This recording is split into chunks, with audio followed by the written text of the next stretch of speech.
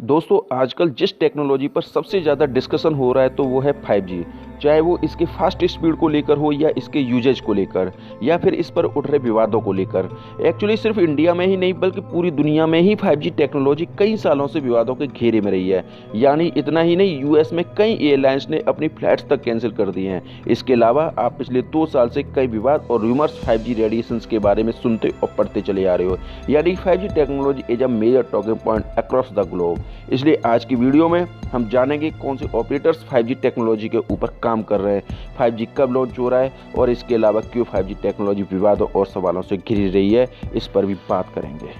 तो दोस्तों अगर आपने हमारा ये चैनल सब्सक्राइब नहीं किया है तो हमें सपोर्ट करने के लिए please like and subscribe the channel.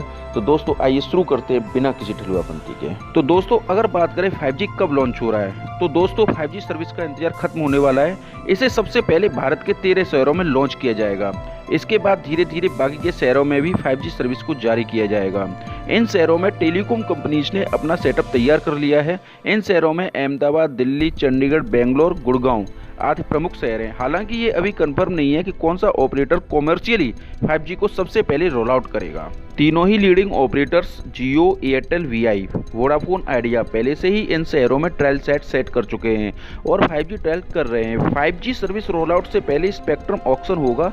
हालांकि इसको लेकर ट्राई ने अभी तक कोई डेट नहीं बताई है। इससे पहले सितंबर 2021 में ट्राई ने रिजर्व प्राइस, बैंक प्लान और क्वांटम ऑफ स्पेक्ट्रम जैसे रिकमेंडेशंस मांगे थे। तो दोस्तों अगर बात करें 2G, 3G, 4G और 5G की, जी मतलब जनरेशन, तो 5G अपने प्रीवियस जनरेशन से अलग होगा। मोबाइल टेक्नोलॉजी जनरेशन में अब तक का सबसे बड़ा टेक्नोलॉजी शिफ्ट होगा। अगर स्पीड की बात करें तो 4G से करीब 100 गुना तेज होगा। फॉर एग्जांपल 3G में 2 घंटे की HD मूवी डाउनलोड करने के लिए करीब 26 घंटे लगते थे और 4G में डाउनलोड करने के लिए करीब 6-7 मिनट का इंतजार करना पड़ता था, वो भी तब जब आपका नेटवर्क अच्छा आ रहा हो। और 5G में आपको 2 घंटे की HD मूवी सिर्फ 3.6 सेकंड्स यानी करीब 3.5 सेकंड में आप डाउनलोड कर पाएंगे। लिखने और देखने में तो ये 2 वर्ड्स हैं 5G, लेकिन इसमें एक अलग ही दुनिया छुपी हुई है जहां पर सब कुछ बहुत तेज होगा, बहुत स्मार्ट होगा। जिन डिवाइसेस को आप डेली यूज करते हैं वो खुद ही आपस में कम्युनिकेट करेंगे। जो कार्स रोड पर चल रही है वो आपस में बातें करेंगी और जिस काम को करने के लिए आपको कई घंटे लगते हैं वो कुछ सेकंड्स में ही हो जाएगा। बट 5G इतना तेज कैसे हो गया, ये जवाब छुपा हुआ है उस टेक्नोलॉजी में, उस रेडियो फ्रीक्वेंसी में जिस पर 5G काम करता है, वो है millimetre. Actually 4G network 800 megahertz से 3000 मेगाहर्ट्ज की फ्रीक्वेंसी पर काम करता है और मिलीमीटर 30 से 300 गीगाहर्ट्ज की फ्रीक्वेंसी पर काम करेगा, यानी कि 4G से करीब 100 गुना तेज। More frequency means more energy that transmits to more data. अभी तक तो सिर्फ रडार सिस्टम ही मिलीमीटर वेव्स का यूज करते चले आ रहे हैं। एक बात और, जब 4G नेटवर्क यूज करते हैं तो उसमें यह होता है कि जब ज़्यादा स्मार्टफोन्स कनेक्टेड हो जाते हैं तो जो भी सर्विस प्रोवाइडर्स वो उस फ्रीक्वेंसी पर लिमिटेड डेटा ही दे पाते हैं। इसलिए जो ज़्यादा लोग डेटा यूज करते हैं तो आपने देखा होगा कि स्पीड स्लो हो जाती है और अगर कम लोग यूज कर रहे होते हैं तो स्पीड ज़्यादा हो जाती है। तो दोस्तों ये प्रॉब्लम सॉल्व होगी मिलीमीटर वेव से। 4G पर अभी लगभग 500 स्क्वायर किलोमीटर पर लगभग 10 लाख डिवाइसेस कनेक्टेड होती हैं, पर 5G पर सिर्फ 1 स्क्वायर किलोमीटर पर 10 लाख डिवाइसेस कनेक्टेड हो जाएंगी। दोस्तों 5G में स्पीड कनेक्टिविटी तो ज़्यादा मिलती है बट इसमें कुछ खामियां भी हैं, कमियां भी हैं। मिलीमीटर वेव ज़्यादा दूर तक ट्रेवल नहीं करती और अगर इनके बीच में कोई ऑब्स्टेकल इनके बीच में आ जाता है तो कनेक्टिविटी पॉसिबल ही नहीं है।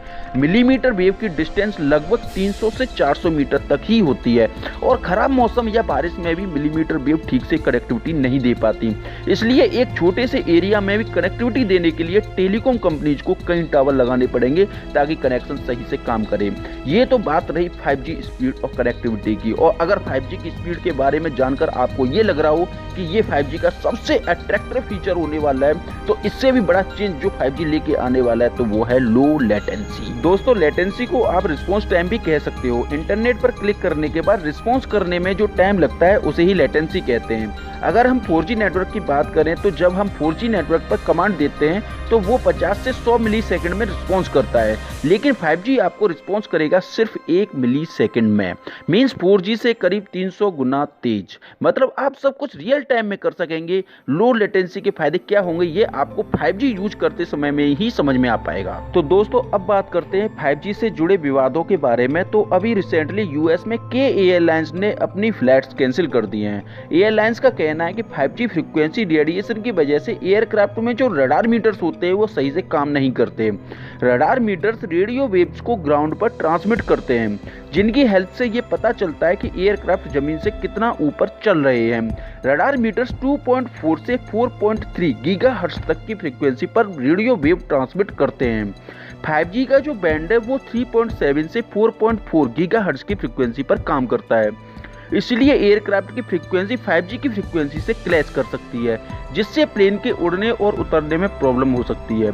जबकि इंडिया में ट्राई का कहना है कि दोनों में क्लैश नहीं होगा, क्योंकि इंडिया में 5G और प्लेन की फ्रीक्वेंसी में 530 मेगाहर्ट्ज का डिफरेंस होगा। दोस्तों, इसके अलावा एक विवाद या ये कहें कि एक रूमर्स ये है कि 5G रेडिएशन की वजह से बीमारी फैल रही है। एक्चुअली टावर रेडिएशन लोगों को डरा देता है, ये लोगों के अंदर डर पैदा कर देता है। हाँ, ऐसे रेडिएशन भी होते हैं जो आपको नुकसान पहुंचाते हैं, बीमारी पैदा कर सकते हैं, लेकिन हर रेडिएशन नुकसान नहीं पहुंचाता, बीमारी पैदा नहीं करता। इलेक्ट्रोमैग्नेटिक चार्ट में tower radiation non ionising radiation में आता है और WHO भी कई बार इस पर क्लैरिफिकेशन दे चुका है।